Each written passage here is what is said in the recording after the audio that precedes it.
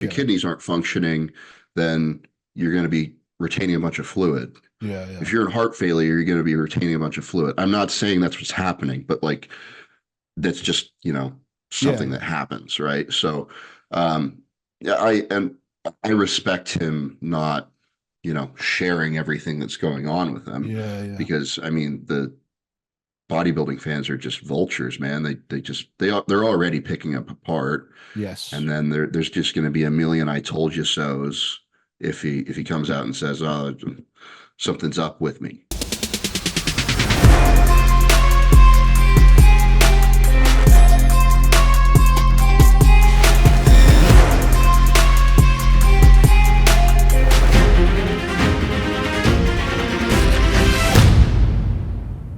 What is going on, people? Jumping in on this podcast to let you know about our incredible sponsors, Trained by JP, aka TBJP, the one-stop shop for all your bodybuilding needs.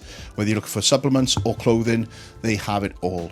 Quite possibly the biggest range of subs you will find anywhere in the world, end of. Whether you're looking for pre-workouts, stim-free or high-stim, intra-workout shakes, post-workout cream of rices, vegan supplements, it is all there for you, as well as the highest grade of health subs that you will need in your arsenal. Check them out. It's www.tb-jp.com, and on there you will also find all the clothing which they release multiple times per year, but get your hands on them quick because they are limited drops. Use the discount code MAGIC10 for money off. Help the brother out, and let's get back to the podcast. Peace. Right, guys, welcome back to the Beautiful Struggle podcast with myself, Jay Davis, aka Magic Eye. We are back with another very, very special guest. He's been a pro for the last 2 years, turned pro in 2022 at the USA's, a breakout bodybuilding star who probably has the best nickname in the industry and an infamous hairstyle to go along with it.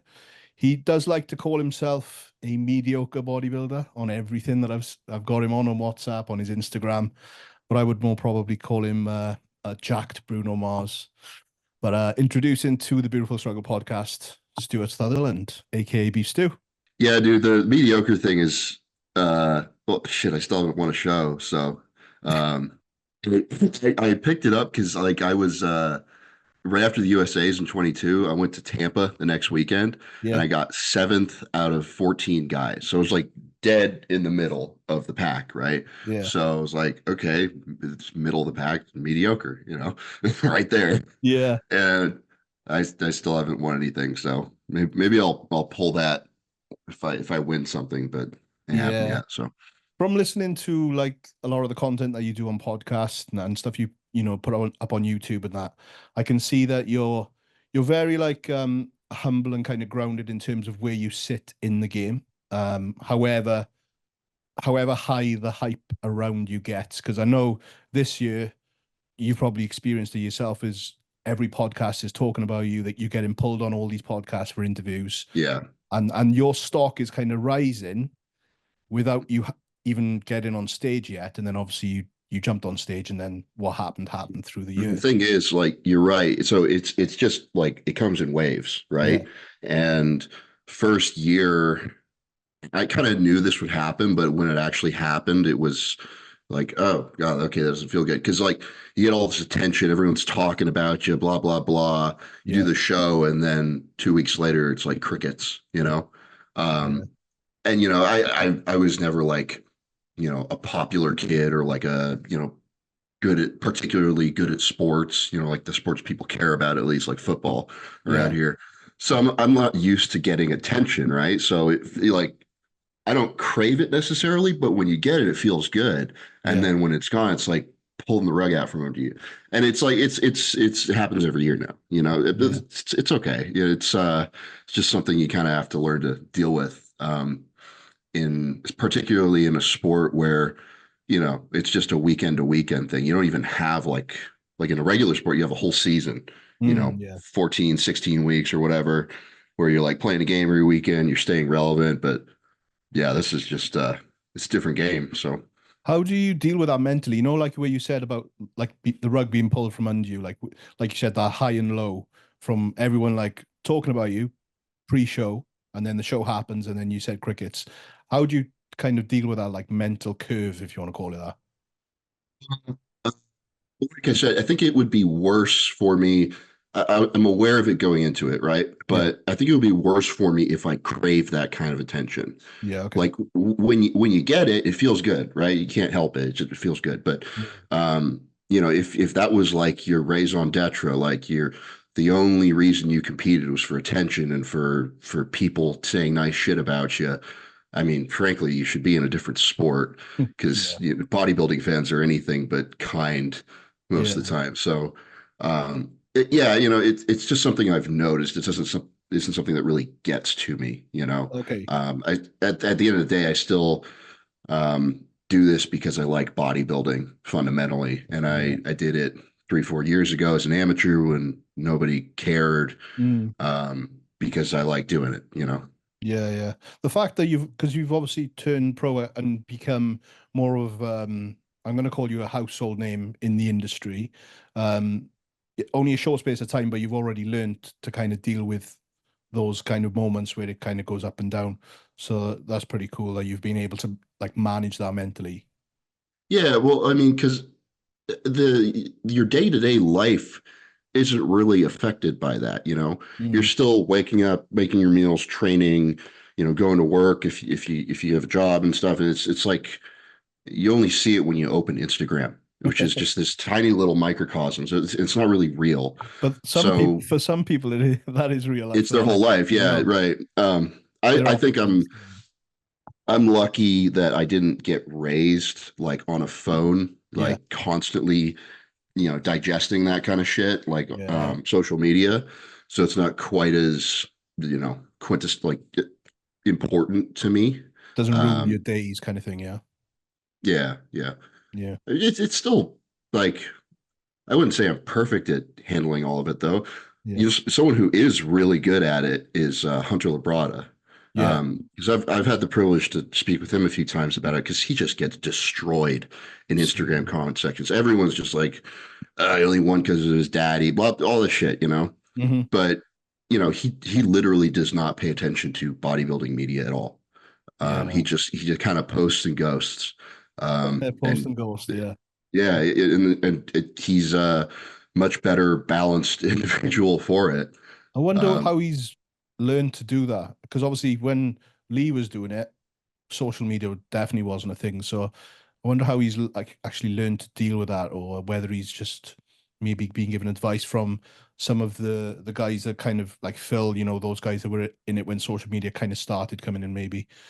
Um, yeah, well, I think he's had the opportunity to speak with because of who his dad is. He obviously his dad's a class act. I mean, everybody knows Lee, and he's I've met Lee once, and he's a really nice guy. yeah, And I even though there wasn't this instant social media shit, you were still in the public eye to a great extent yeah, back in the '90s. So, um, and but most importantly, like I just think he has good parents who have taught him, what's important and what's not, and what to pay attention to, and he's got a good circle around him, mm. and he doesn't really fuck with people outside of that circle, and Yeah. It seems that good way for actually. him. Saying that. Yeah. Yeah.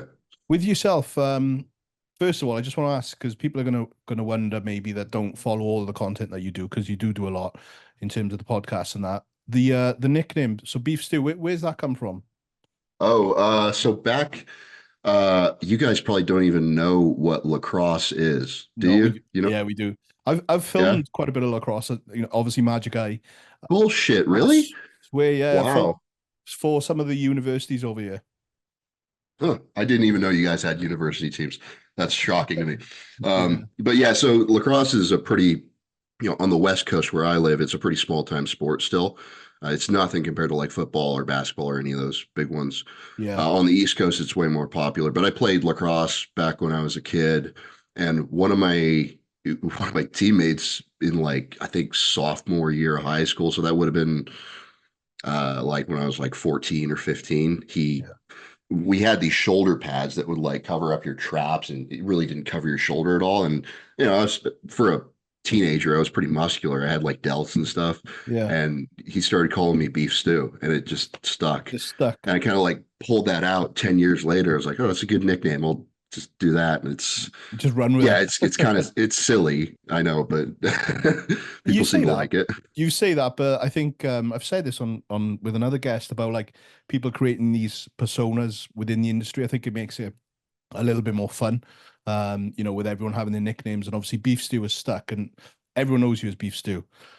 I didn't know it came from lacrosse. I thought it was to do with just your personality, mate, because I would say, obviously, like I filmed with Nathan that, and obviously Yeah. Nathan's very straight talking, doesn't really bite his tongue when he comes to topics. And I No. feel you're very similar in terms of like, you never really. Okay, well, hold on. There's levels to this. There's Nathan, Yeah, and okay. then there's like me somewhere down here. Yeah, I mean, I I don't I want to bite my tongue when it's important to do so to like not get myself in trouble with the sport, you Of know. course. Yeah. I've learned better than to do that.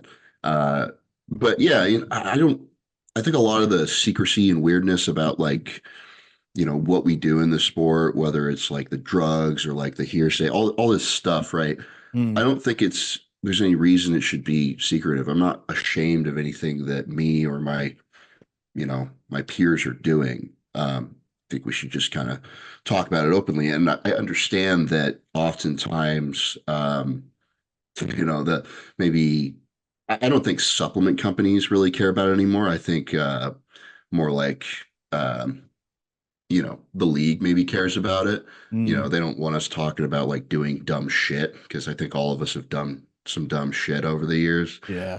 when it comes to bodybuilding and everything that entails. But Yeah. uh, yeah, I think that's just kind of how we talk behind closed doors, and I just don't change that when I'm Yeah. on being recorded, for better or worse. Yeah. That's what I thought it came from anyway, because it was like obviously the beef word. I was thinking maybe it's because he doesn't talk any shit and he just doesn't take any shit and he just says it as it is. But like you said, there are levels to it, and I kind of understand where you mean where Nathan is kind of up there. Because when you talk about the league stuff, Nathan doesn't really mind what he says if it's going to get him in Proven trouble with the filter. league. Yeah, Yeah, yeah. yeah, yeah. Right. So in terms of obviously we're talking about bodybuilding and the league and stuff. Let's just touch on this year, 2024. Um, what's the biggest lesson you've learned from this season? Uh, Shorter preps. Because the first couple shows started off good. I definitely improved from last year. I was better conditioned. I was a little bigger in certain body parts. All good, right? And then I had like, I think it was 7 weeks between the California show I did and the Vancouver show I did, which is the last one of the year. Yeah. And so, I took a break off the gear for a couple of weeks in there. Actually got my blood work done and it was shockingly good, Yeah. considering it was like right after a prep. So Yeah. that was nice. And then I hopped back into prep at like 4.5 weeks out. And I hadn't really put on any body fat, right? Mm, But I went back into prep and I was like, pushing back down, getting everything off, and I just wasn't looking the same. Mentally at that point, I was pretty checked out too, because I'd been prepping since like February and it was yeah. July at that point. So that didn't help. But yeah, so by the time I got to, a week out from that show, I was like, man, I'm like holding.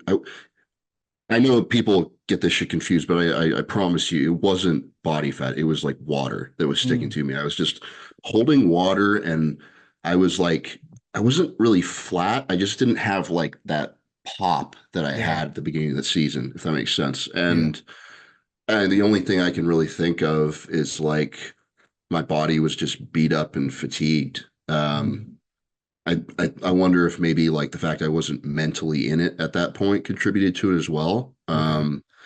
But ultimately I got on stage in Vancouver and it was very off. Yeah. We tried our best. Me and my coach Blue Taylor, we did our best to kind of pull it out.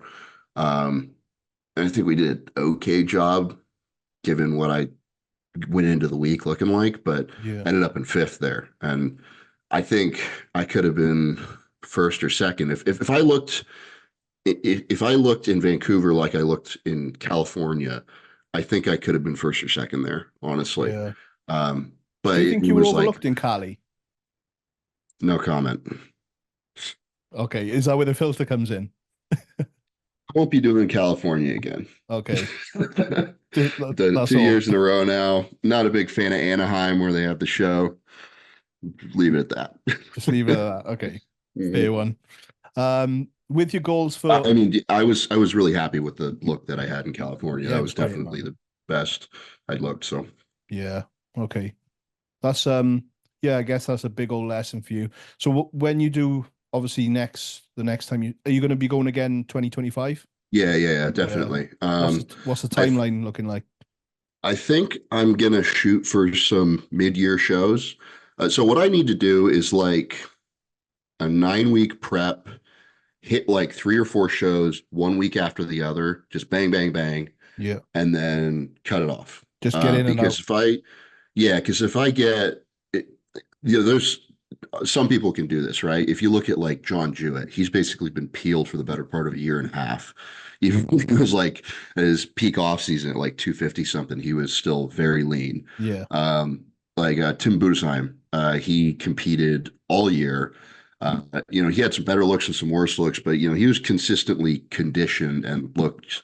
He just kept on showing up, right? Yeah. 𝘚𝘗𝘰𝘵𝘠𝘭𝘺, you know that guy? Yeah, yeah, yeah. Uh, where's he from? There's some fucking tiny country.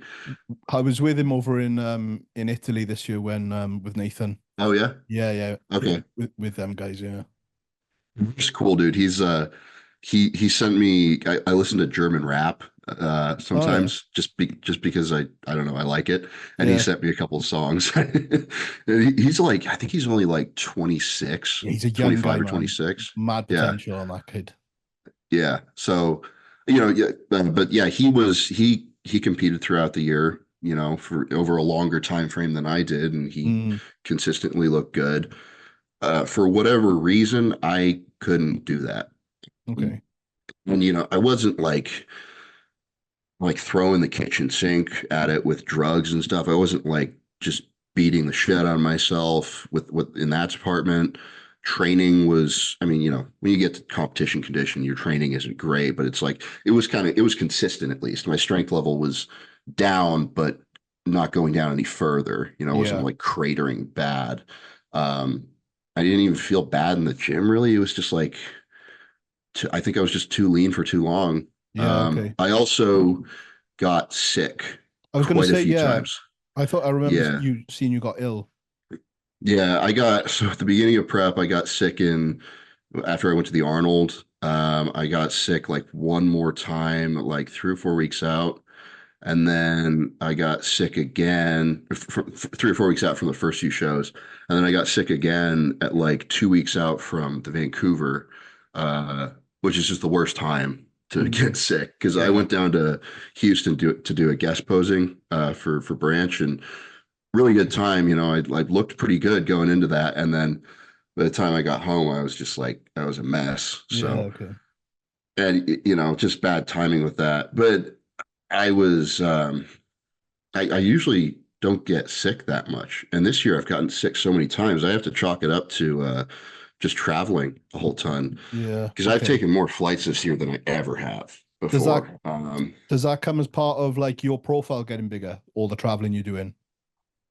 Yeah. And, you know, um, because I'm still, pretty early on in this whole game, Mm, I see it like I can't pass up any opportunities to go and show my face and stuff, whether it's a guest posing or an appearance somewhere or, whatever it is. yeah, Um, and I know how to travel and prep at the same time. Just bring everything ahead of time, and you're good. yeah, Um, done it plenty of times, but it is stressful for sure. yeah. And I think in the future maybe I can have like a hard cutoff. Like I'm not traveling any closer than like 4 weeks to a show, Okay. um, something like that. There's other guys. I remember Jay back when he was winning the Olympia. He wouldn't travel from like 10 weeks out of the Olympia until the show. Yeah, And he spent the whole rest of the year traveling. yeah, yeah. So I guess if you do it yeah, traveling all that time throughout the rest of the year, you can justify taking that 10 weeks to be a little bit selfish. and just Yeah, lock yeah. in on the prep, or 4 to 6 weeks or whatever. I think Nick does the same, doesn't he? By the sounds of it. Yeah, he wasn't going anywhere before the New York show. Yeah, Um, I have no idea what he's doing before, this the yeah, Olympia. yeah. It seemed like he moved down to Florida, um, but yeah, it's a shame he's out, man. I just hope he's healthy and everything. So Yeah, what is your thoughts on that, man? Because that was going to be something I was going to ask you about, like the thoughts of Nick, obviously pulling out. I mean, it sounds like it's more of a health thing than not a health thing, but like how his body's looking in off the back of prep. What we have to do is prep. That's what it sounds like from all the content that's been put out there. yeah, I mean, so he's a guy who he always shows up, in good condition. And if he just wasn't looking that way going to the show, then something's clearly wrong. Yeah. You say it's health. We have very little information to go off of, Yeah, right? yeah. So anything that I say is going to be speculation. But if there's like some health issue there, then yeah, that's going to prevent him from looking good. Of course, If your yeah. kidneys aren't functioning, then you're going to be retaining a bunch of fluid. Yeah, yeah. If you're in heart failure, you're going to be retaining a bunch of fluid. I'm not saying that's what's happening, but like that's just, Yeah, something that yeah. happens, right? So, yeah, I respect him not, sharing everything that's going on with them Yeah, yeah. because I mean the bodybuilding fans are just vultures, man. They're already picking up apart, Yes. and then there's just going to be a million "I told you so's" if he comes out and says, "Oh, something's up with me," Yeah, So yeah. Of I'm just I feel for the guy because I know he's super competitive. I know he does not want to drop out of this show, course. you know. Yeah. So there's It's got a to be a rough good one. reason. It's a rough one, man. And like you said, if the body's not responding, it could be a million things. And fingers crossed, it's not actual anything serious. And I'm sure a month or 2 months down the line, he'd probably get some content out there explaining exactly what went on anyway, just to kind of put the rumor mill to bed, maybe. With your I'd hope so. I mean, yeah, but at the same time, if he goes and does that, it's like when pro goes and talks about the doses that he takes. Everyone's going to say like, "Oh, you're lying. You take twice as much as that," or like they tell him, "Oh, you shouldn't do any of that. I only need 500 mgs a test, and I'm huge." And it's some 65-year-old dude. It's like you can't win with these idiots. So, yeah, you know, I I I don't think he really owes anything to the fan base. I mean, they're they're the peanut gallery, frankly. yeah. So Sometimes saying nothing is probably the best thing to do. yeah, if there's nothing for him to gain just to get shit on more, then yeah. Yeah. But yeah, I just hope he's all right and get his mind right, and we know he'll be back. You know, Yes. Yeah, yeah. We know that 100%. Um, with yourself then, in terms of the shows for next year, the timeline you said like Mhm. middle of the year. Have you got anything in mind show wise? Yeah. So like I said, I'm moving down to Dallas in about a month, so Yeah. I'm going to be living there. Uh, I might do Texas.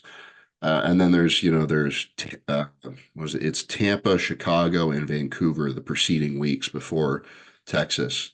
So, I could potentially hit all of those in Mm. rapid succession. And they're all like 1 to 2 weeks apart, basically. So that would be pretty doable. Obviously, if if history's anything to go by and Andrew goes and does Texas again, we're all competing for second. My buddy Jordan Hutchinson, who got second this year, Yeah. experienced that this year. Because Andrew's just something else, dude. Insane. Yeah. It's But nuts. yeah, it's fuck, why not? If you're in shape and it's in your backyard, may as well. And it's good to stand I'll next speak. to him anyway, isn't it? To see, you know. Uh, yeah. I'm I saying mean, that it's because just I'm never gotta going to be stand next to him. embarrassing. If you qualify at some point, you're gonna get completely mogged by a bunch of top 10 Olympians. So yeah, may as well get it over with, tear the Get it band-aid over off. with, yeah. Mhm. Um, Andrew's actually he's well, Jordan was over here in the UK with Gasp and Branch and that doing a Yeah, little tour recently. bro, Uh, I was gonna come to that trip, but I had to watch my parents' house because they were actually on vacation in Scotland. So we oh, were looking after their place. oh, But okay. yeah, maybe next year. Yeah, yeah. Have you been to the UK before? Yeah, a couple of times. My mother is English, actually.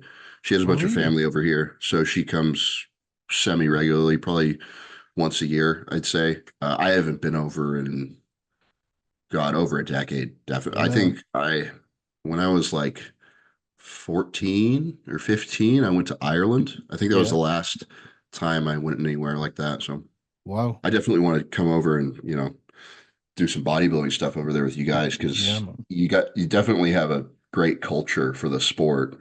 It's like you're reading Compared off my to, question list here, bro, because I was going to ask you what you think of the UK bodybuilding oh scene. yeah, you guys are great. Yeah. I think you guys take it very serious. I think, I mean, correct me if I'm wrong, but it seems like, Jordan Peters kind of with his member site, which I was part of for a long time.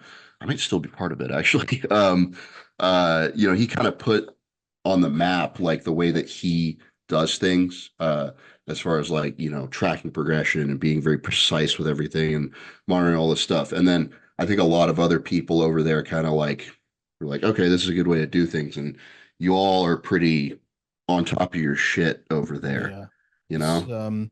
yeah, I think like you said, man, I think Jordan is definitely the person that's kind of developed what it is today, like UK bodybuilding the scene. Obviously, there's other guys, James, etc., and the people that were Yeah. before them guys that have played their part. But in terms of like the current scene, um, I'm a little bit biased because obviously I work with Jordan as well, so Yeah. he's a friend, but he's definitely like the guy. Um, Everyone's got their camps over here. There are different camps of like, kind of what training styles and things people follow, but as an overall thing, yeah, the JP thing is pretty wild. But yeah, if you do come over, man, you're gonna have to make sure you get in touch with us all, because I'm sure James or Jordan and those guys would love to get something done with you boys. Because you're on the Gasp team still, yeah? You with still with Yeah. Yeah. Gasp. So I mean, I'm headed there with them tomorrow to Vegas, actually. I'll oh, be in that's the where you're house going with them. with to the Olympia. Yeah, because Yeah. Michael loves coming over to the UK on his trips and stuff, so he'll probably be back, no doubt. That'd be Yeah. I cool, think man. they're actually, they have a pro qualifier in Sweden. I believe it's going to be in May next year. Yeah. So I think they were, this is, I'm not sure about this, but I think they're going to be doing a similar kind of, you know, go through the UK for a bit and then head to Oh, Sweden for yeah, the yeah. weekend, like they just did on this trip for that Yeah, show because they have two pro qualifiers per year that they run over there. that's right. Like So, an early one and then a late one, yeah. mhm. Okay. Um, on the UK bodybuilding scene, do you follow many of the guys over here, like the newer pros or like the I amateurs? follow. I followed Kuba for a long time Yeah, because I originally learned about him from Jordan's site. yeah, Um, I think Kuba does a great job of like breaking down what he does and explaining like his rationale with training and just diet and like everything that he does, right? He's a good yeah. communicator. So I like him a lot. Then as far as new guys, that guy Reese. Or Reese McDonald. Yeah, yeah, he did Yeah, his pro debut this year. that's right. Yeah, yeah, Dude, he looked good. He looked really good. He yeah, got better over the few shows that he did. yeah, yeah. The I spoke with him a few times. There's a young guy, Luca. He turned pro last year, and he did. Luca Pola. Yeah, yeah, Yeah, yeah. He's he, one of my boys. yeah, Yeah. yeah. I like Luca too. It's funny. My mother has family over there. I think so. Her cousin's daughter or friend said that she ran into somebody at the gym and they were talking about bodybuilding and stuff, and this gal is like, oh yeah, I'm related to so and so, Beef Stu, and he's like, oh yeah, I talk to him every once in a while on Instagram. Wow. So it's kind of a That's a small small world. world. Yeah. Yeah. And this was like he would have been like a week out from the Europa. This is a Yeah. couple of weeks ago. So Oh, okay. Yeah, that's nuts, man. Cool story. Me and Luca competed against each other the last 2 seasons, yeah, last year and just before he turned pro, obviously. So yeah, Luca was like my rival, and then he turned pro, and now he's just got off placing fucking third in he's good, man. that last show he did. He killed it this past weekend. So big Yeah, shout out to Balkans. Luca. Yeah, Yeah. yeah, it was very good, very very good. Is he pretty close to the cutoff? Like he doesn't look like one of these super short guys. He is or Luca's probably, forgive me, Luca, if you're watching this, bro. I'm sure he's about an inch or two shorter than me, so maybe like 5'6" ish, 5'7". Um, he was way under last year when he won his pro card. I think he was way under. Because Sass coaches him, who's obviously a friend of mine as well, and I know that Yeah. they put on. I'm sure they put on like 10+ pounds this year, so I think he's getting close to it now, in terms of the. I don't think he'd be in 212 long, man. Yeah, He's he gonna doesn't outgrow seem that. like it. Yeah, he's gonna outgrow that. He's just got that bubbly physique as well. It's just gonna take him there, man. But yeah, shout out to Luca. Is is he Swedish or not Swedish? Sorry, No, Polish? no, Because I I know think no, he's not Polish. Um, there's a bunch of you Poles over there there's a in England, there's a like few Cuba. Polish. Cuba's Polish. Luca's not Polish. He's definitely um, I can't think what he is, to be honest. But I mean, we can check. Something Eastern Bloc, former Soviet. Luca, what's that flag? He's got a flag in his bio. I'm shit with flags. Italian. Yeah, he's Italian. Italian. He's Oh, Italian. so he's not even white. Okay, that explains it. Yeah, man. Luca's sick though. He's doing very well.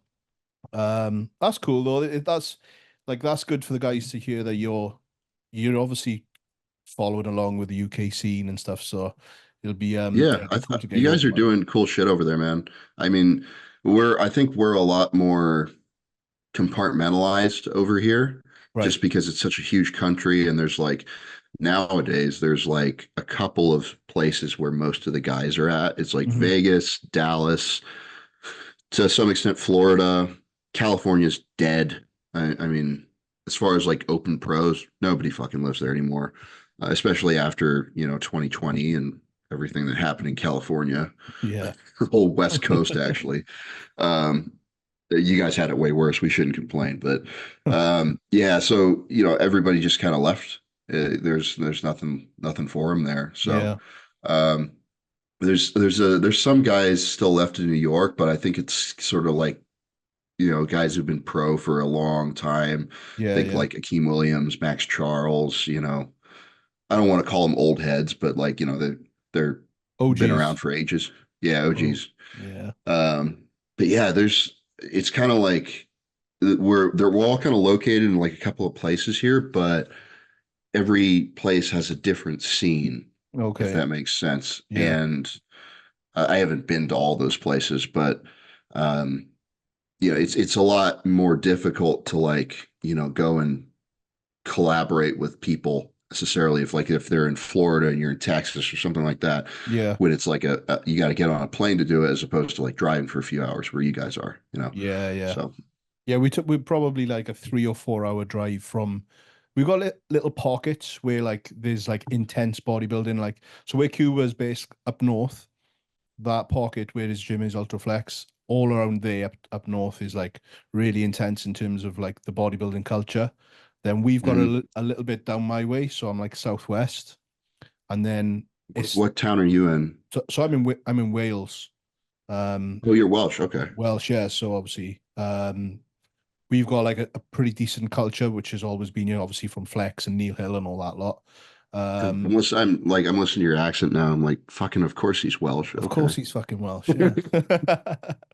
Um, Comparing Flex Lewis. yeah, yeah. It's all right. That's the only comparison between me and Flex, man, is our accent, so I'll take it. I should really know better. My mom is English, and I should know all this shit. I know, like Nathan, that Scouse. It's a very distinctive Yeah, um, sound. A little bit grating. yeah, yeah. Just noise. The thing is Aggressive noise. Yeah. with Nathan, like, because Welsh is quite a fast speaking kind of accent as well. So me and Nathan, we get on great because he can understand me, I can understand him. But whenever we're like around our like close people in our areas, it just goes to shit because Nathan's accent just times 1,000 then when he's around his boys and that. So yeah. But yeah, that's kind of like the UK, man. Like you said, where there's like certain areas where there's bodybuilding in the UK, we've got like intense pockets around the UK, and then it's kind of spread out here or there. But everyone's kind of based in certain areas over here. You just Um, have a hell of a high concentration of like good gyms, it yeah, seems like, yeah, for, what in comparison to here is like a pretty small country, you know? yeah. So, It's pretty crazy for gyms over here. For instance, where I live, within 30 minutes, I've got like four like top end gyms. No shitty commercial gyms. They're all like invested heavily. So it's pretty cool, man. Um, but yeah, you'll see it when you come over next year. I look forward to it. Yeah, Yeah, I've man. been one of the biggest things that I always wanted to do with this sport was like if I could just travel places and go and see things, Mm, that would be just the coolest thing ever because obviously traveling is super expensive. If you get someone else to pay for your ticket, that's pretty cool, you yeah, know. always. So, I traveled a ton this year and I took advantage of that as much as I can. I want to keep doing it as long as it isn't fucking with everything else too bad. But Yeah, that's part of the job, as a professional. And it's got to be one of my favorite parts, yeah, honestly. I like hanging out with people and meeting fans and, going to new places. So, yeah. With your like that's kind of like obviously the traveling side of things is like a real perk of what you do. So obviously we've got the competing side of it where you're building your profile, obviously potentially earning like show money going down the line as well. And then outside of that, business wise, have you got anything in mind that you want to do in terms of business outside of your bodybuilding career that you can talk about? I mean, right now I've just been coaching people. That's most of what I make my living doing. Yeah, About a year ago, I quit my job in construction management. I was doing, so I went to rewind a little further. I went to college for mechanical engineering, and I got a degree in that. Got out, got into a mechanical contractor. So like what they do is they install piping and duct work for buildings. Basically, it's a construction company essentially. yeah, Um, and I was doing like the PM side, project management side of that. So I worked at one company and then I worked at another one, moved down to Arizona with them. Um, and then, 2023, that was like my first legit season. And I had enough clients at that point where I was like, okay, I can support myself doing this.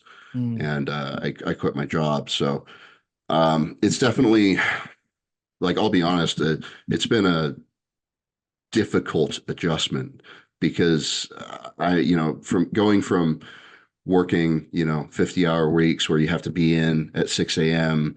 and, you're just there all day, right? And you're locked into that schedule. Now I can wake up at 10 in the morning, that's cool, but it's actually not that good for you. no, So I don't have that structure forced on me, and honestly, I haven't done a good job of, you know, forcing it on myself. yeah, okay, So I think being down in Texas is going to help a lot with that.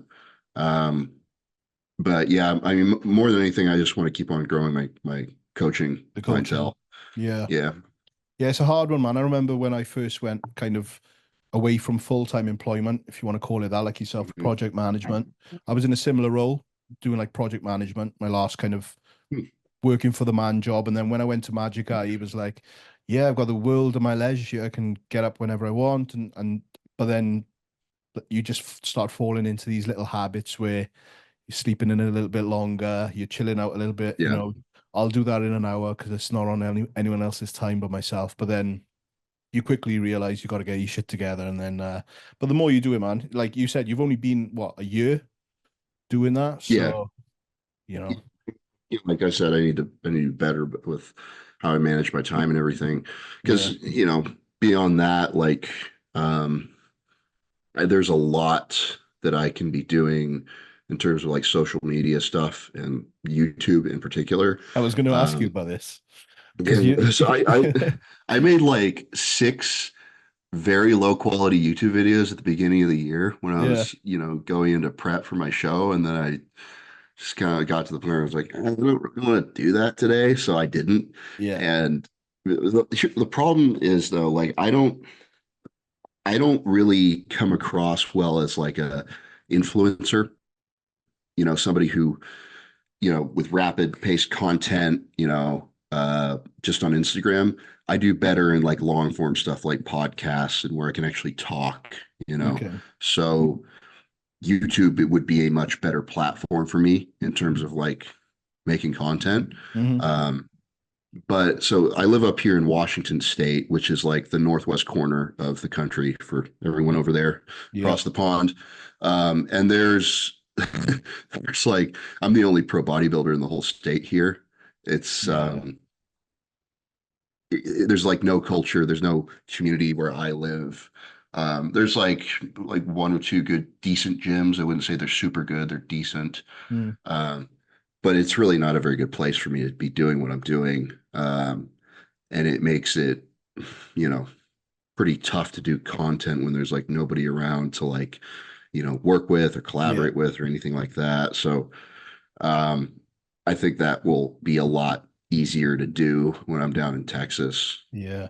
And Um, it's another revenue stream for you because I think with the way your profile's grown, with how many more people know you now, I think if you like commit yourself to that, like YouTube content going out there, man, that's money there. That's free money for you. yeah. Um, Yeah, it's just it does, as you know, like making videos is a lot of work. I'm not going to be making good videos, but I think that's kind of on brand. but I think you'd You get know? away. I really think you'd get away with that. In terms of that lower quality, like just raw. I'm gonna Yeah. bring his name up because it's like obviously Sam's done. He's kind of Yeah, of course. it's. I think you would fall into that like so easily, and people would what people. I think people would prefer to see that raw, low quality content from you than you having that the high end edited movie like shit. You know, Yeah. because it No falls in line offense with to your what you brand. do, because like your work is like very good, right?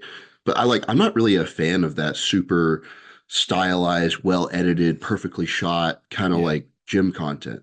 yeah, It's it's almost ubiquitous now. It's like everybody, I know, it seems like everybody's doing it, you I know? know, I know. It's like there's like you, and then there's like 10 other guys who are doing like similar styles of content. Maybe Yeah, I don't have enough taste to discern like what you guys are doing differently in terms of how you're shooting or whatever. But like, yeah, I think that people crave mediocrity, yeah, and who better to give it to them? yeah. We like going back to Nathan. Nathan says to me, so when me and Nathan do regular content, and he says, I don't want none of that magic eye shit. I just want raw video. I'm like, that's cool for me, man, because I don't really need to do anything. And obviously Nathan's banter and stuff that he brings across anyway, kind of that is the content. So but yeah, I always go to a Nathan shoot thinking I just need to film this as raw as I fucking can because it's gonna come out exactly as he wants it. Obviously, there's other guys that want that high end stuff. Jordan, another one, he likes the just raw, not too cinematic. However, we Yeah, do like to put one of those like trailers out on IG with like the kind of cinematic stuff with the music and stuff. They normally go down well.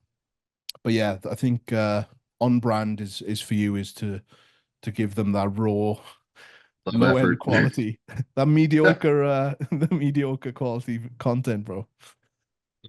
Something I can do. It Yeah, doesn't yeah, require any particular skill besides cutting up clips, yeah, and most importantly, just hitting record on a yeah, camera, which is, it just takes a little bit of thought. Like, okay, I'm putting my food together. I have to film this for some reason. I do this every fucking day. I don't know why anybody wants to watch this. This is stupid, but I'm gonna yeah, do it anyways.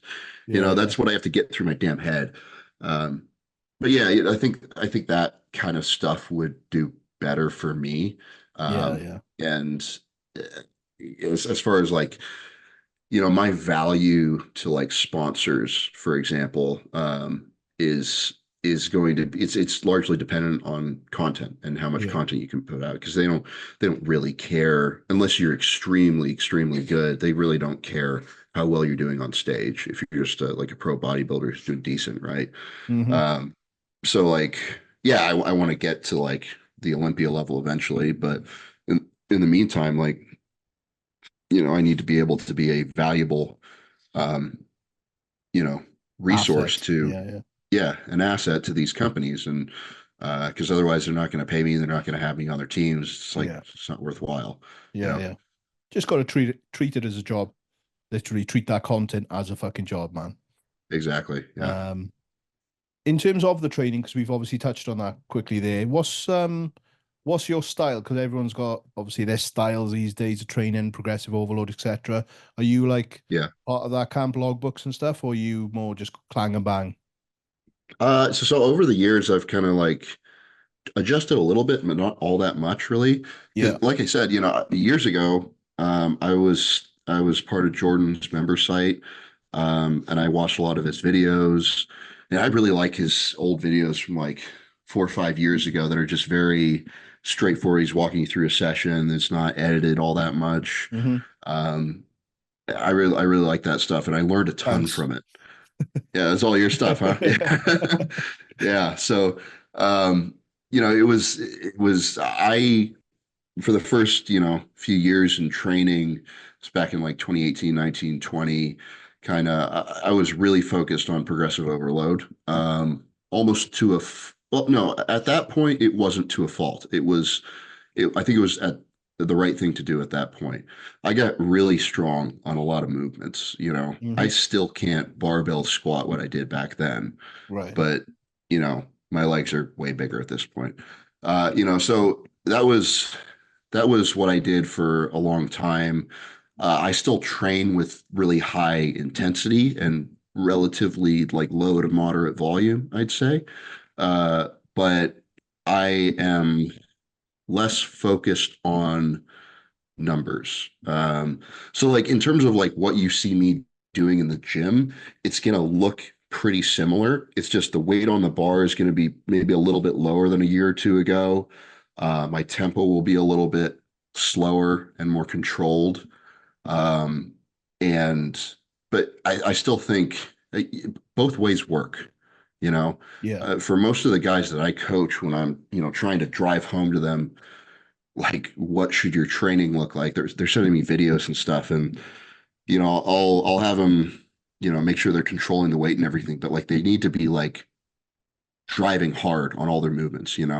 That's just effort is probably number one Yeah. in my book, and then beyond that, just controlling how much volume that you're doing. As far as split goes, I've done kind of like a modified push-pull leg split for a long time, where like it was like 5 days a week. One of my pull days was like one of those density days. You remember Jordan would have one of those where you do Yeah. like some quads and hams and stuff, and deadlifts in the middle of the week. Yeah.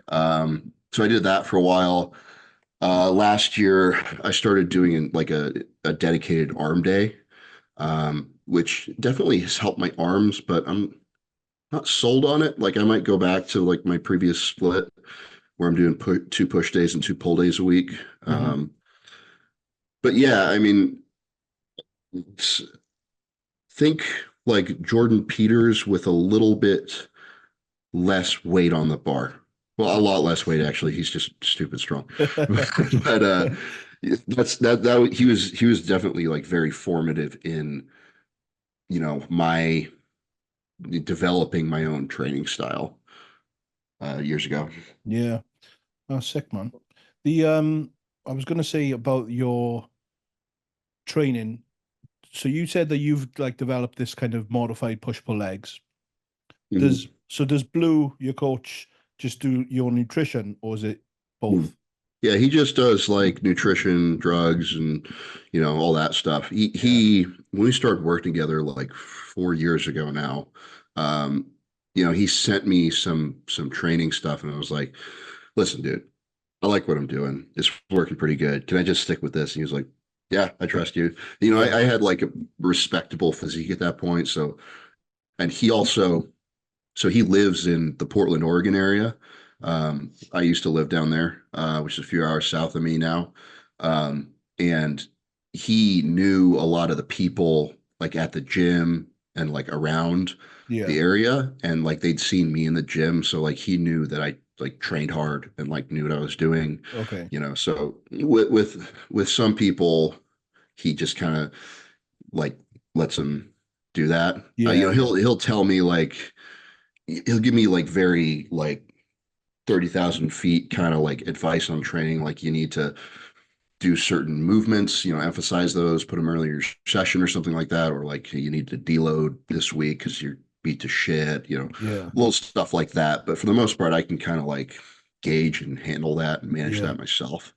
Um, and it's just I think it's better that way because trying to communicate to him everything that I'm doing and feeling in the gym, Hmm. and then him making a decision and then me following, it's like there's all these levels of abstraction between me and the decision being made there. Yeah. And I think if you know your body well enough, which I know is such an overused term, but like really, if you know your body well enough, it's like, yeah, you'll be able to manage that yourself. Yeah. Yeah. How long have you been coached by Blue? I'm coming up on 4 years now. Oh, Yeah, nice. he prepped me for a show in like early 2021, and we started prepping like December 2020. Right. Um, that was that first prep we did together was fucking brutal, man. Yeah, because it was the first time I'd worked with him, and he was getting me in shape, Yeah. like I never had been before. And it was, I was in shape at like 3 or 4 weeks out, and then he just kept on pushing and Yeah. pushing and pushing. And dude, by the end of that prep, I was just a wreck, like physically. Mm. My strength had probably gone down to like 60% of what it had been at the beginning of the prep.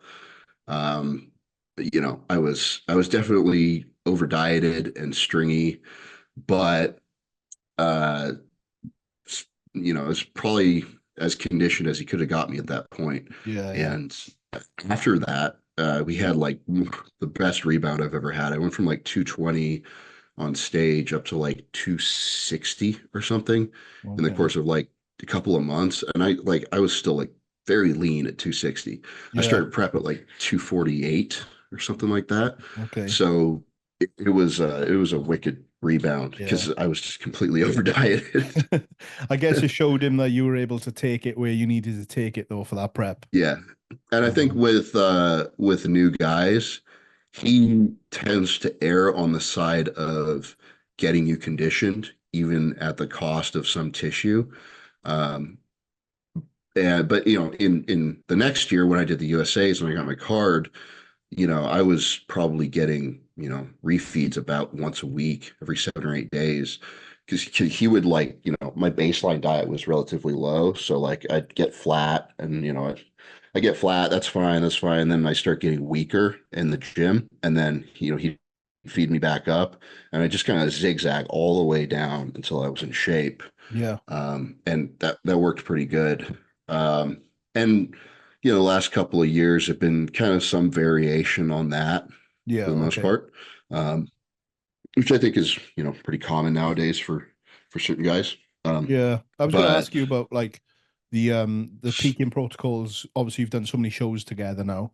It does much change in terms of like not well the prep and the peaking protocols because obviously you did like a longer season this year. Had had you yeah, done that kind of length before? Was that the first time we'd done that length? it was the first time I'd done like multiple shows spread out like that. Yeah. Lesson learned, that wasn't good for me. But Yeah. yeah, I mean, as far as peaking goes, it's pretty fucking basic, man. Like usually what he has me do is he'll gradually taper my water down over the course of like a few days, and then increase my food over the course of that same time frame. So I'm gradually getting like drier and fuller over the course of those, Thursday, Friday, Okay. kind of time frame. And Yeah. then if I need it, like he'll give me like a quarter diazide on Friday. Mm.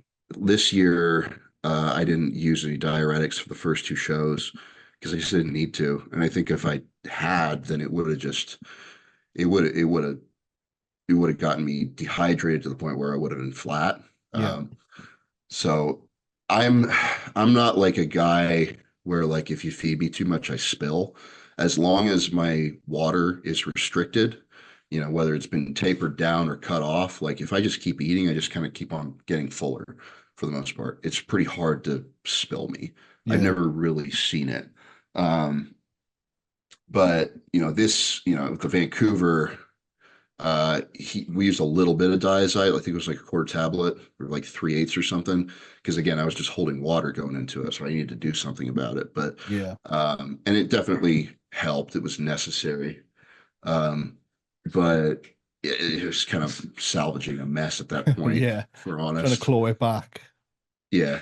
Yeah. Yeah. So, he's pretty basic, man. He doesn't like using diuretics at all. His preference is to, pull out anything like drug wise or food wise that might be causing you to retain water, whether it's like growth hormone or test or um, what else? Like, just any, and he'll ramp up your anti-estrogens.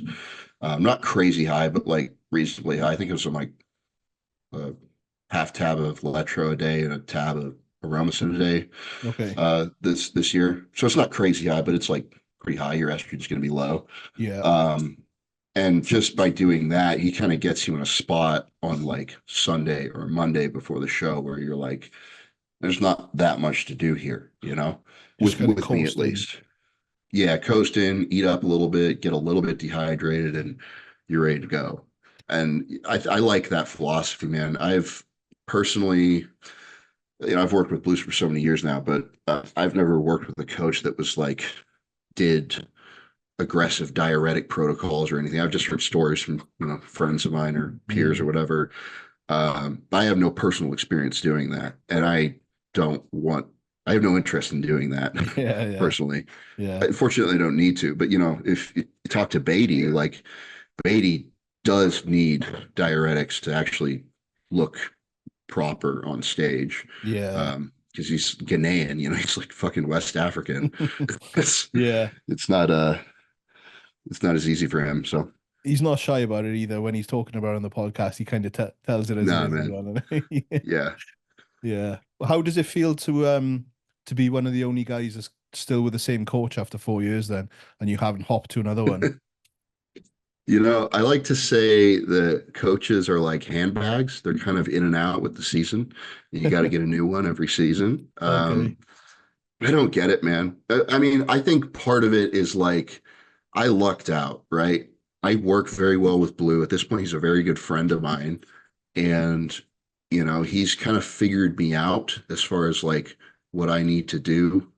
Um, and honestly, over the last few years, yeah, he's been coaching me, but like we haven't really done anything super complicated or like there's no crazy convoluted protocols, to peak for a show or to like put muscle on you, you take 100 units of insulin, some names are coming to mind here. But Yeah. it's I Say don't nothing. yeah, I'm a very skeptical person, right? So when I see somebody doing well with a new coach, this year it's Stefan, right? Yeah. Stefan's been killing it. He's got a bunch of guys that are doing well on the pro league. And Stefan is just a really good coach because Yeah. Stefan is autistic and he is like just Just really zoned good at in what he does. 24/7, Yeah. man. Yeah. I mean, you spent some time with him, right? Yeah. Yeah. The last 2 years. Yeah. Yeah. Yeah. So, he's just legit, right? He just happens to be getting a lot of buzz right now. And I wouldn't be surprised if he was kind of surprised about it because like he's probably just been doing the same thing for ages and now he's got Yeah. big name guys under him and everyone's shouting his name. Well, But when you were a member on the JP site, if you go back to like four I or 5 years, remember he was Stefan on there. was, Yeah, yeah, he was an educator on there. Like he's yeah, I one of remember Michael the Box as well.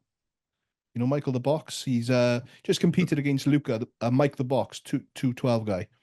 Them guys kind hmm, of roll around together. Yeah, they were all okay, on the JP site. okay, yeah, Yeah. I remember seeing his name back then, and then he just popped up again recently.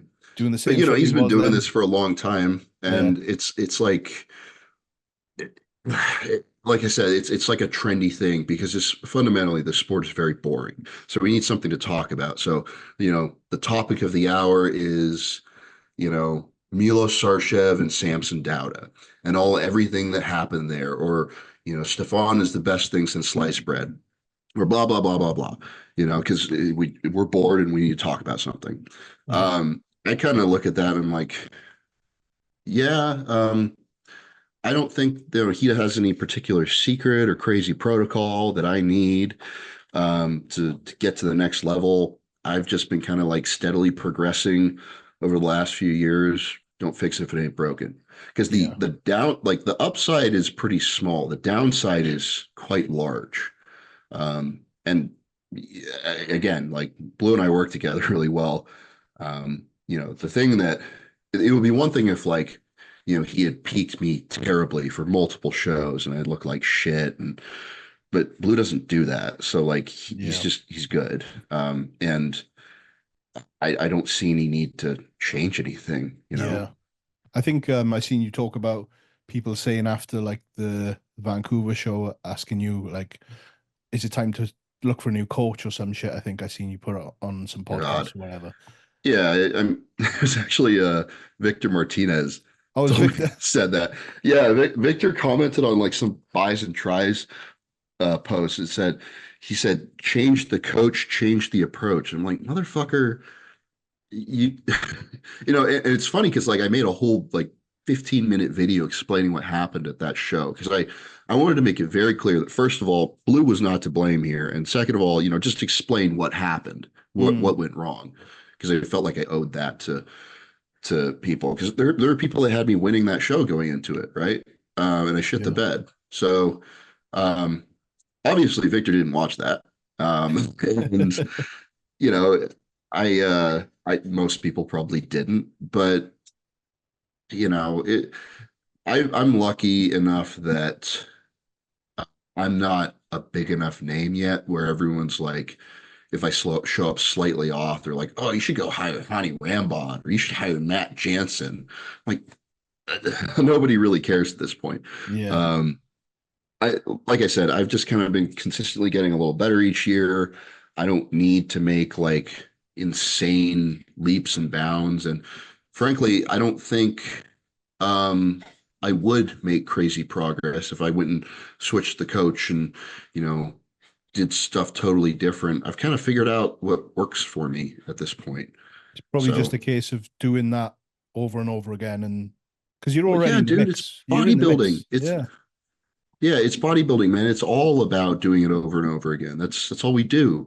Yeah. So I think people are they get sold on the new next best thing. Yeah. Um, and even if it's, sometimes coaches market themselves as the next best thing, and they try and get clients doing that, which, Mm. okay, if that's your game.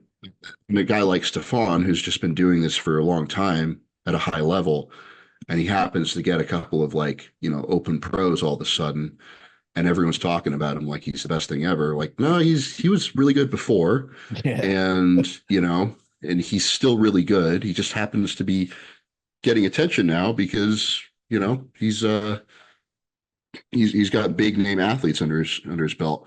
And actually, on that topic, open pros and coaches and stuff, Blue doesn't coach any other open pros. Oh, Um, really? actually, Phil 𝘗𝘁, Phil. Yeah. Yeah. I don't know him, but He yeah. coached, yeah, so he coached Phil the last couple of years, but Phil just retired. So I'm it now. It was just me and him, and now You he's are it. retired. It's just me. Yeah. Yeah, and he likes it that way because he knows everything that comes with the prima donna open bodybuilders, and the level of tension that they get and the level of criticism that the coaches receive, and he just doesn't really want anything to do with that. Mm. And with me, like, he doesn't get that because Yeah. like everything I just spoke about, like, things are just kind of working, right? Yeah. I heard I heard a certain rumor that a certain athlete that can't get into the US, not Nathan, but isn't actually coached by the person they say is actually coaching him. I'm not sure if you've heard this story out there. Yeah, and grass is green, dude.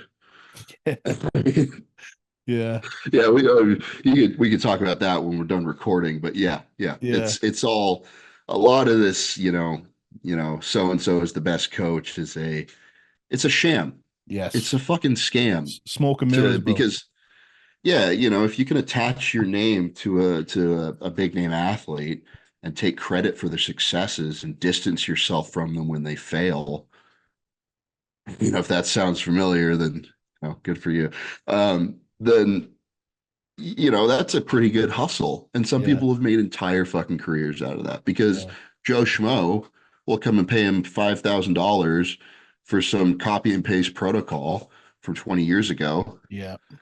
Um, and they can make a living hustling that like that. It's I don't think it's a good way to live your life or run your business or anything like that. But No, what do they say? A fool and their money are soon parted. some shit So like that. Yeah, you got to listen, man. You got to do your research and understand who you're working with and like what is their track record. Talk to people who have actually worked with them. Get like accounts from people, mm, um, good, bad, whatever. Just try and do your research, yeah, um, especially if you're at a high level, because yeah, there's a lot to be gained from attaching your name to somebody who's successful. yeah. Leave it at that. Leave it at that. What I wanted to ask you, I've had a couple of questions come through on Instagram. So these haven't come from me. There's a random one. I'm not sure if where this has come from, but it says, would you join Hostile if an offer was extended to you? Is there a storyline Um, there, or is this just random? Kinda. So, I was speaking with Hostile like a year and a half ago now. Um, and this was like right before the New York Pro in 23. Okay. Um, and so we were talking about like maybe getting a deal set up or whatever. Ended up not going through.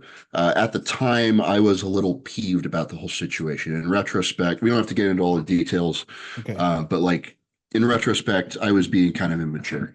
And I made some comments and kind of got into it with Fuad on one of Nick Trigili's posts. So Right.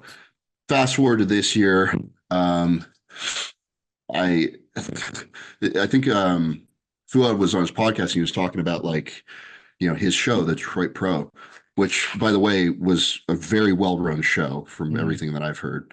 yeah. Um, and people were commenting like, "Why doesn't Stu do your show?" And he was like, "I don't think Stu likes me." And I was like, "Oh shit, okay, I got to address this," because I hadn't left things off very good with him, and I was embarrassed about that. So I reached out to him. I was like, "Hey." Um, I apologize for my comments last year. That was immature of me. This is a small industry. I shouldn't have done that. And, hope you're okay with that. So, we left it off all cool. He's like, thank you for apologizing. That was nice of you. Um, so yeah. And then, Sam just left like a couple of months ago, I think. They Hmm. just signed Marty. And I just left my supplement sponsor, Apollo Nutrition, like a couple of days ago. My All right. first year contract with them was up, and they decided not to renew it. So uh, that was a lot more backstory than was necessary. But yeah, yeah, I don't know, man. I don't want to You're a throw anything free out there right now. you're a free agent. I am a free agent, yeah, There we go. as they say in the NFL. Yeah. But um, yeah, so I think one of the things that I need to make sure that whatever company I get with next is a good fit Yeah. and can help me with the things that I am bad at, like, you know, content creation. And, because I need to improve that a lot, and if Mm, they can help me, with, by providing videographers or opportunities to shoot content with them or whatever, then that would be an important thing to me. yeah. I think Hostile is quite good at that. They do a good job with their content creation. Yeah. Yeah. Um, yeah, everything's cool with Fuon, not That's as cool, far as man. I know. That'd But be good. he hasn't reached out, and I'm not going to go bug him or Well, anything. Fuad, if you're He's watching like, this by any chance, mate. Slide Yeah, in I his mean, I literally DMs. just got out of my contract a couple of days ago, so like I'm Yeah. not in a rush to go and you know, Is it like it's ending a like break relationship up with with a the girlfriend. It's like you got to go get a rebound right away. It's Yeah, I like was gonna no, say give it some time, you bro. need some time to play the field, innit? Yeah, yeah. So, but yeah, there's just some considerations I Oh, have with a supplement sponsor. I will say that Hostile's lineup, like their product lineup, is quite mm, good. I've yeah, looked through their ingredient panels. I know more than the average Joe about like supplements and ingredients and quality of stuff. That was one of the things that was like top of the line with Apollon when I was working with them. They have probably the best quality products that I've ever seen. Honestly, and I will always say that like they're super high quality and they're good people. They treated me well. yeah, But Hostile also has very high quality stuff. They have all of the products that I use on like a daily basis in yeah, terms of like sports performance supplements. So those are like the two most important things for me: quality and like what does their lineup look like? Do they have yeah, everything I yeah, use? Because I don't want to be like signed with a company and going and buying some other shit off of yeah, Amazon yeah, because like I can't get what I need from them. That seems yeah. silly to me.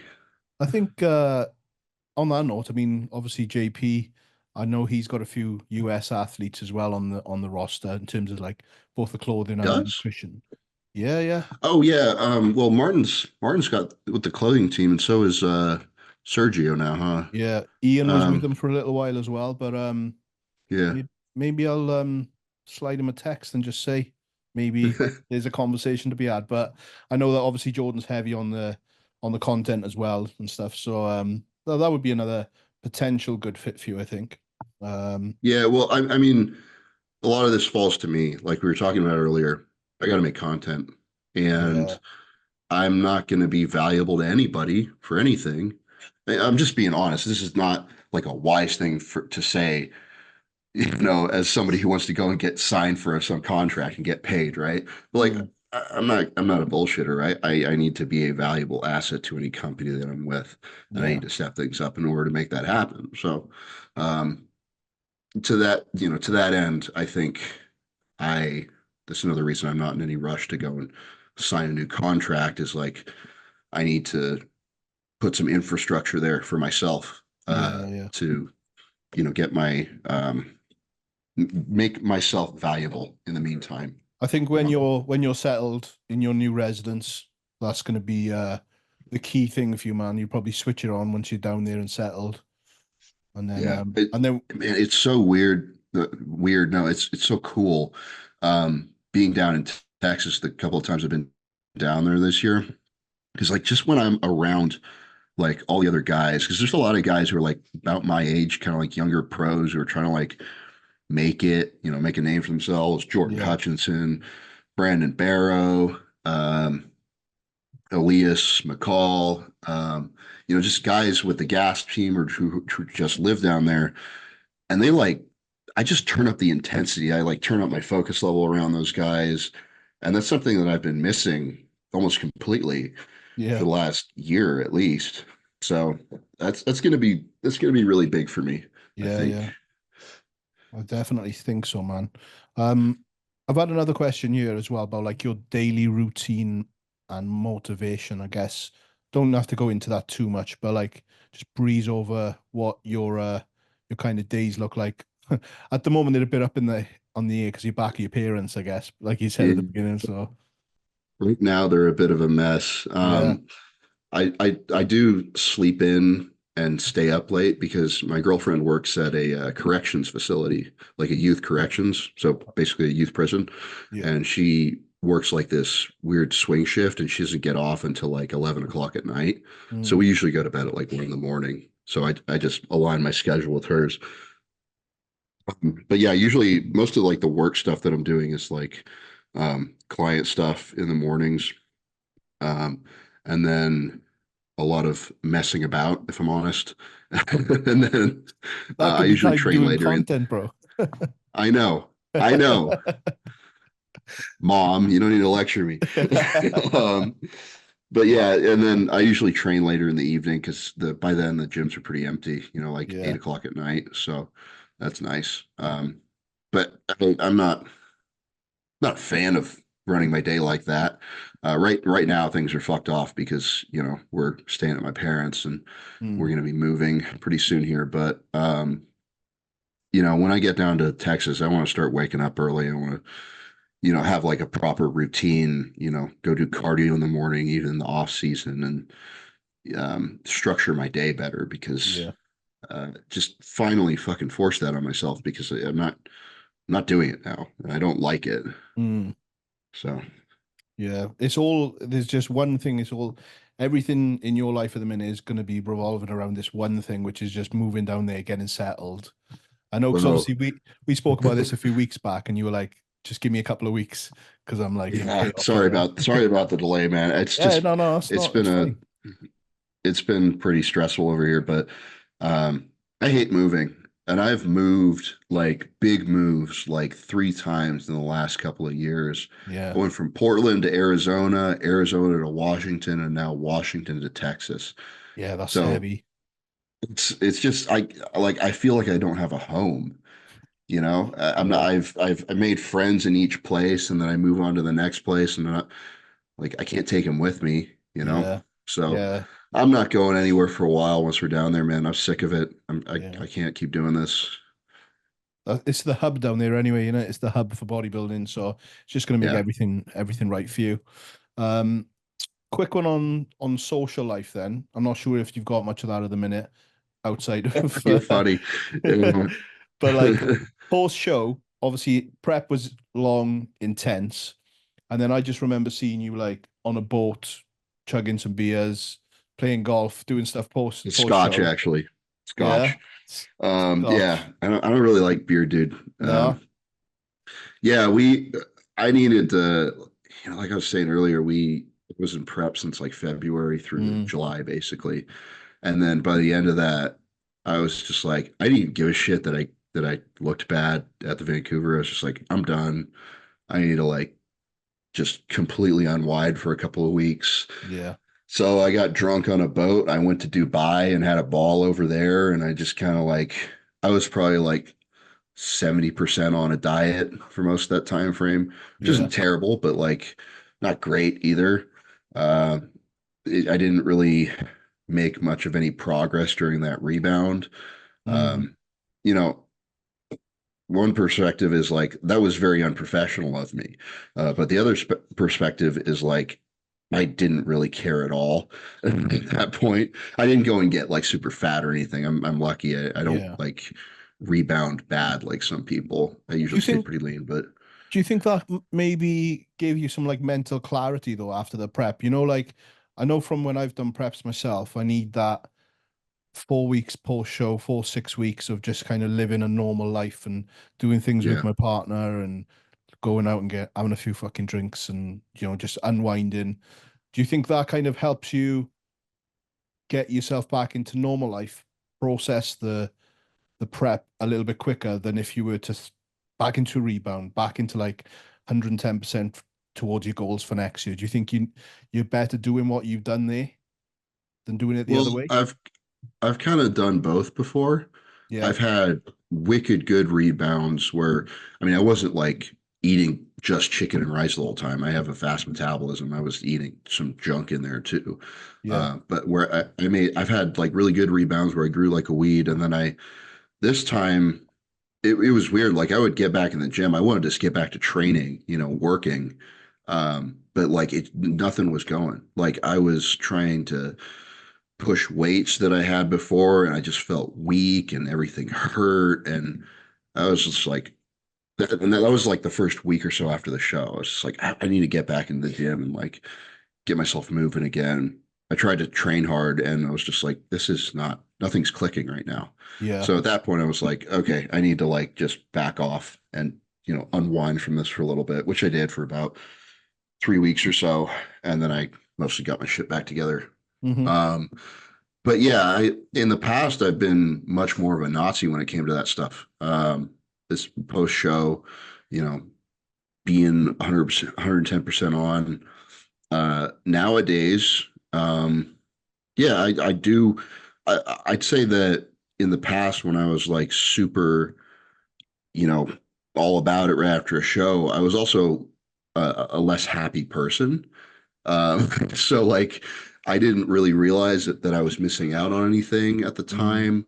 Um, and now I've kind of got a little more perspective. I'm like, okay, this is not going to ruin my career if I go and, Yeah. relax for a couple of weeks. It might even be good for me, mentally and physically.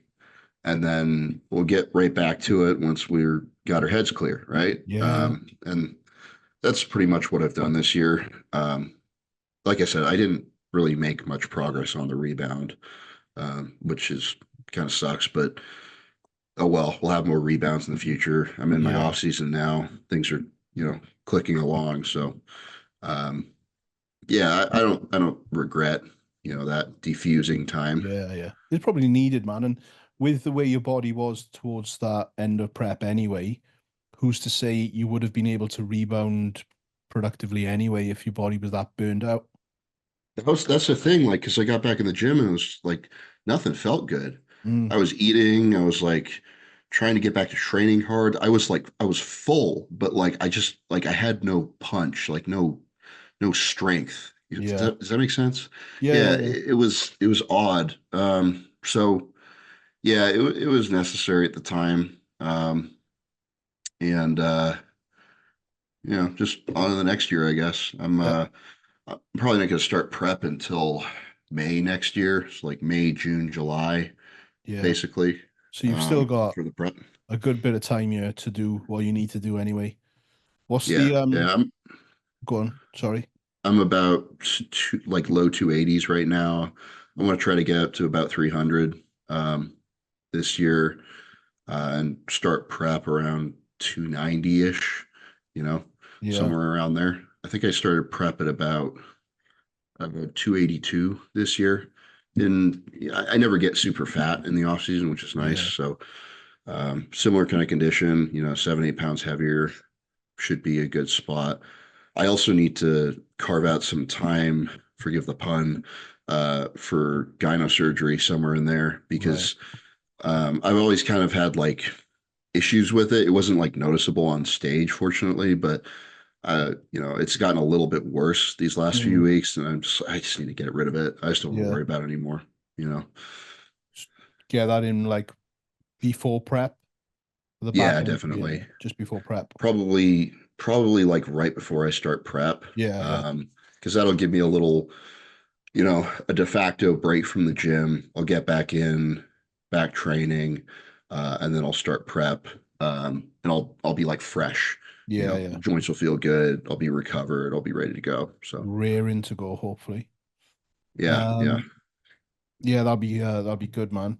I was gonna I was gonna ask you just one thing about we meant to ask you in terms of like the UK stuff. What's your thoughts on Samson with the early show this year? What did you think of it? I think he looked great. Honestly, I think that's as good as a condition as we've ever seen him in. I don't know if he wouldn't actually like peaked for that show or if he just kind of strolled on stage without like trying to dry out or like I don't know what process he went through, but he looked great, man. And if he has, well, that was like what, a week and a half ago. Yeah, So like if he had like 2 or 3 more weeks after that to keep on dieting, I think he's gonna look, better, significantly better at the Olympia. yeah. Now, will he look better under those lights on that stage with all the crazy smoke and lasers and bullshit going on? It's hard to say, but in terms of his look, like I think he should be able to look better. And I was lucky enough to see Andrew in person in Texas, and Andrew is really impressive in person. Yeah. I've never seen Samson pose in person, but um, everyone was like, "Oh, Andrew's going to beat Samson after that Texas showing," and now I'm like, maybe not, after seeing him in France, because the story with both those guys is just like, what is their conditioning going to look like? That's What the is it going to ultimate be? thing, isn't it? It's literally the Yeah, conditioning. and I think, uh, you know, who shall not be named from earlier. I think I think Marlenka is doing a good job of coaching Samson Yeah, right now, as opposed to some prior acts. So yeah, yeah. No, they're doing well. Obviously, I'm quite tight with both of them, and I've known them since like 2018 now, I think, roughly. wow, really? Yeah, Okay. yeah, yeah. Since like before he turned pro, like I used to do some filming back in the day. So Huh. that's when she obviously used to coach him then. So she knows exactly what she's doing with his body. Yeah. And obviously even when he that shall not be named was coaching him, she was still kind of there anyway. So, but yeah, man, hopefully it's a good look and it's just going to be a condition thing that we see the true condition actually be delivered on stage and then see who What do brings it you out. guys? You guys have got to be super excited, right? Yeah. Is everybody over there just like pulling for Samson because he's your boy? Yeah. Yeah, he's the UK guy, isn't he? He's like we've got Yeah. like the key guys over here is obviously Samson, Nathan, and James. Um, Yeah. Forgive me, for not mentioning anyone else, but those are kind of the three guys that everyone's rooting for. So when one of those guys are going up on stage, it kind of flip flops between the three of those boys, who we're supporting. I don't think there's Yeah. any real like I'm only for Samson, I'm only for Nathan, I'm only for James. I think it's British through and through. And even Nathan, I mean, Nathan and Samson had their issues back in the day, but even those guys are actually supporting each other now as well, which is cool to fucking see. So even those boys are, the rivalries have kind of been put to bed as well. So yeah, man, we're hyped for Samson. So if Samson, if you're watching this, bro, if you're on your peak week for the Olympia, then good luck, man. um, while we're on the Olympia, then just to kind of cap this off because I don't want to take any more of your time. What's your predictions? We got to do the predictions, man. Everyone else, every other fucking podcast is doing it. So let's just see your just give me your top five. Uh, I think Derek's going to win again. I think Hadi will be second. Uh, After seeing him in France, I think Samson's going to be third. Andrew, I think fourth and fifth will be between Andrew and Brandon Curry. Everyone always forgets about Brandon, you know? It's Yeah. like, and then he's like, oh, he's fifth again. Yeah, because he fucking won the show, remember? He's really good. I think the only thing I know about, because he hasn't put up any pictures of himself, Nothing, no. the only thing I know about Brandon right now is like his old coach, I think it was Abdullah, Abdullah, yeah. was he was on some podcast. It might have been uh, Dennis James's podcast talking about like Curry was like very out of shape when he came to him to start the prep for the Olympia, like skinny fat, you know. Mm, So that's a little concerning if that's how he started off his prep. But I mean, that's how Sean Roden always started his preps too, yeah. you know. Us white guys can't get away with that shit, but they can. So I don't know Yeah. if he'll be able to, you know, come up and show up like he usually does, but you can't count him out, man. He's legit, and Yeah. he's an old dog now. He's got like graininess and hardness to him that honestly I don't think comes through in like videos and pictures because his skin is so dark. Yeah. But like he's got like that texture to his skin of somebody who's been competing for 20 years because he Have you has been. It's like I think he won in 2008. He won the USA's in 2008. it's It's a got long to be time something ago like now. that, yeah. Have you seen him in Yeah. person, Brandon? I haven't actually. No, No. no, not the one person I haven't either. But yeah, he just keeps under wraps, doesn't he? He's like just and it's like for him to place where he placed last year after being ill as well. Yeah. You can't if everything goes smooth this week for him, then he should be in the running there for that top five. Yeah. So I think so. I mean, I respect the guy because he's in his like early mid 40s now, right?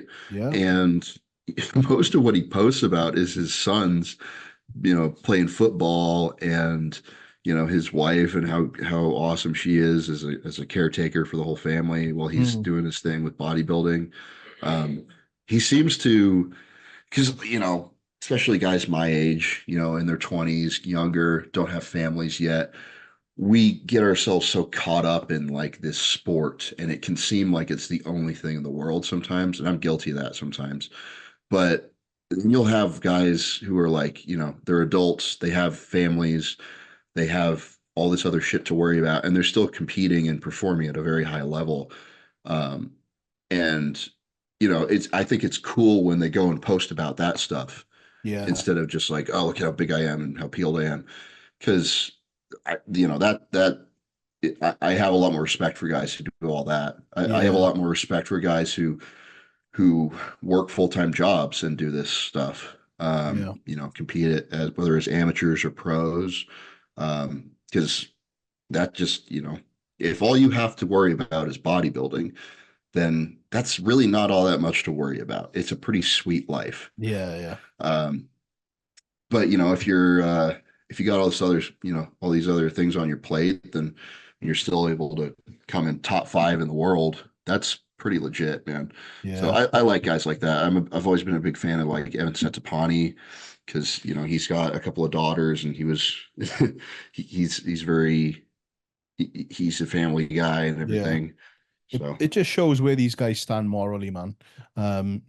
From I've never met Brandon, but from what everyone says about him and his wife, they're legit people and they're like some of the nicest people you'd meet. So, and that comes yeah, across with, like you said, with what he posts. So just shows he's about the right stuff. And but saying that, bro, you're in a different kind of lane to Brandon in terms of you are in your 20s. You are still being all about it because I guess you have to be. It's that balance thing, isn't it?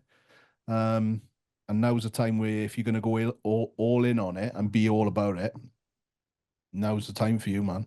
So couple perspective. of years are crucial as far as like, am I going to be able to make a living doing this for an extended period of time, or am I going to go and have to get a day job again? That's kind of what's at stake here for me as far as my Yeah. career in the sport. Um, I think if I continue to progress like I have been, then I should be able to eventually like, get to the Olympia. Maybe not every single year, but be in the mix at every show I go to. Yeah. Um, but it's far from a given. This Yeah. could all Yeah. blow up in my face tomorrow. I could tear a quad. It's all over. Don't So say that shit out loud, bro. Jeez. yeah, I shouldn't. But No. again, perspective. Yeah. Yeah. This is just this tiny little microcosm that is really kind of a silly sport. Doesn't really matter in the grand scheme of things. So don't get lost in the sauce. Don't get lost in the sauce. Love that, man. Right. I've taken way too much of your time already. I appreciate it. Oh, not at all. Do you want to give any shout outs to any? Well, obviously you've left Apollo, so you're not with them anymore. But any other sponsors you've got on board, or you sell t-shirts? What's your t-shirt website? Stu.net. Yeah, I sell silly t-shirts with my face on them. I also have a couple of sponsors, Gasp and Better Bodies, obviously. Yeah, I'm going to be at the Olympia with them this week, and then Biolab. Um, there's a couple other English guys who are with Biolab as well. yeah, But they've been a good company to work with, and their their products are good quality. The peptide market is, at least in the States, I don't know what it's like for you guys, but in the States, it's very hit or miss because pretty yeah, much anybody can go and set up some gray market bullshit shop yeah, with yeah, no quality control. But they have a lot of things in place to ensure, yeah, they're delivering a good product. So yeah. It seems legit. I picked up some of the GH, and yeah, it was yeah, yeah. I was pleased. I was pleased. yeah, I got some edema from it. Yeah, it seems Yeah, legit yeah. to me. So Yep, I spot on. actually, I actually went and got my IGF tested on it, and it was like 700 or 800. And the reference rate is, for anybody who doesn't know, is like 400. It caps out there. So Yeah. it So was the solid. pretty good. Pretty good, man. Nah, but that's wicked. So yeah, if you're at the Olympia this weekend, go and see Stu on the gas booth, yeah? And the I gas think we have a booth. Yeah. Yeah. Yeah, everyone's driving over there right now in their van from Texas. I'm not sure exactly because we got a schedule for like appearances and so forth. I think they're going to have a booth at the expo, but don't quote me on that. Okay. But I'll be around, you know, if Just you look for the want to say afro, hi. innit? Just look It's for the hard to fro. miss, yeah. But thank you, bro. I appreciate it very much. And obviously all the best with everything going forward. I'll slip Jordan a little DM to see if you want to sponsor Stu. He's on the market. Thanks, dude. Yeah. But thank you very much. All the best with everything. And thank you guys for watching as well. Please like, comment, subscribe. Check out Beef Stu on Instagram, which is beef_stew_ 97. Yeah. 97. There you go. I knew it was a number. But yeah, thank you. And I will catch you guys on the next episode. Peace. Thanks a lot, bro.